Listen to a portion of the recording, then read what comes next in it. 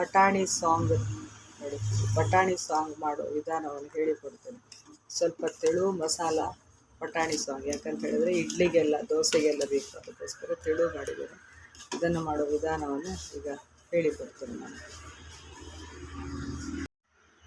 Hello friends, ಇಂದು ಬಟಾಣಿ ಸಾಂಗಿಗೆ ನೋಡಿ, ಇದು ಒಂದು ಗ್ಲಾಸ್ ಬಟಾಣಿ ತಗೊಂಡಿದ್ದೇನೆ. ಅದನ್ನು ರಾತ್ರಿ ನೆನೆ ಹಾಕಿ ಈಗ ಬೆಳಿಗ್ಗೆ ನಾನು ಬೇಯಿಸ್ಲಿಕ್ಕೆ ಹಾಕ್ತೀನಿ. ಇದು ಬಟಾಣಿ ಎರಡು ಸಾಧಾರಣ ಹದ ಬಟಾಟೆ ಸಿಗ್ತದೆ, ಅದನ್ನು ಈಗ ಪೀಸ್ ಮಾಡಿಕೊಂಡಿದ್ದೇನೆ. ಮತ್ತು ನಾನು ಹುಳಿಗೆ ನನಗೆ ಜುಂಬುಳಿ ಸಿಕ್ಕಿತ್ತು, ಜುಂಬುಳಿ ಅಂತ ಹೇಳ್ತಾರೆ, ಈ ಜುಂಬುಳಿಯನ್ನು ಹಾಕ್ತಾರೆ. ಜುಂಬುಳಿ ಇಲ್ಲದವರು ಹುಳಿ ಹಾಕ್ಬೋದು ಪದಾರ್ಥ. ಈ ಮೂರನ್ನು ಈಗ ಒಟ್ಟಿಗೆ ಇದನ್ನು ಕಟ್ ಮಾಡ್ಕೊಳ್ತಾರೆ.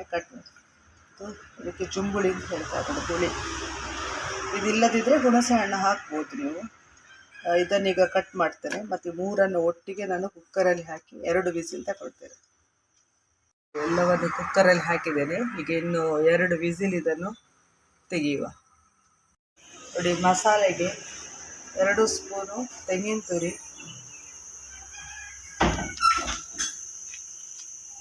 ಒಂದು 8 ರಿಂದ 9 ಉದ್ದ ಮೆಣಸು, ಮತ್ತೊಂದು 5-6 ಗಿಡ್ಡ ಮೆಣಸು, ಮತ್ತು ಇದು ಮಸಾಲೆಗೆ.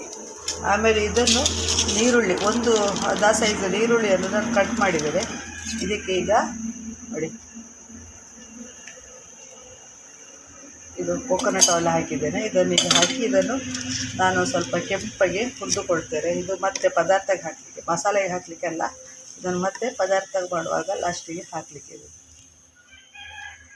ನೋಡಿ, ಬಟಾಣಿ 2 ವಿಸಿಲ್ ತೆಗೆದಿದೆ ನೋಡಿ, ಇಷ್ಟು ಬೆಂದಿದೆ. ನೋಡಿ, ಇಷ್ಟು ಬೆಂದರೆ ಸಾಕು ನೋಡಿ, ಬೆಂದಿದೆ. ಈಗ ಇದಕ್ಕೆ ನೀರುಳ್ಳಿಯನ್ನು ಡೀಪ್ ಫ್ರೈ ಮಾಡಿದ್ದೇನೆ ನೋಡಿ.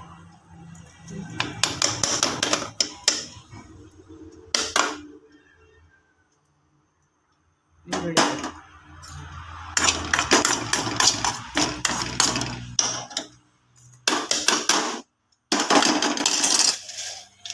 ಒಂದಿಷ್ಟು ಉಪ್ಪು ಹಾಕ್ತೇನೆ. ಇದಕ್ಕೊಂದು 2 ನಿಮಿಷ ಕುದಿ ಬರ್ತೇನೆ. ಉಪ್ಪು ಸರಿ ಇರಬೇಕಲ್ಲ.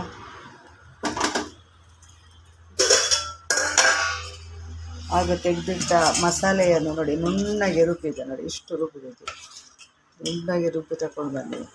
ಇದೊಂದು 2 ನಿಮಿಷ ಇದು ಕುದಿ ಬಂದ ನಂತರ ಈ ಮಸಾಲೆಯನ್ನು ಇದಕ್ಕೆ ಹಾಕಿ ನಾನೀಗ ಸರಿ ಕುದಿ ಬರಿಸ್ತೇನೆ.